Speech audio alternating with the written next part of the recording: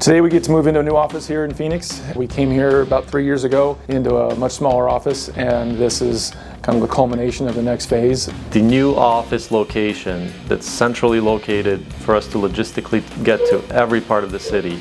It is going to support our growth. We're able to add training facilities, and we plan to capture a bigger piece of the pie by being able to leverage our expertise from our teams. Yeah, I'm super excited about all the things happening here. It means to tell me that ACCO's here to stay in Arizona, building a 98,000 square foot state-of-the-art fab shop, moving into an office of this nature. So that just speaks volumes to the employees here. We secured a building about a year and a half ago. It's 95% hydronics. It's a brand new building. Every tool, every piece of equipment in there is brand spanking new, is fully conditioned, which is one of our only shops that is. It's just a great experience, a very, very clean, professional looking shop to work in. So we're very, very proud of it.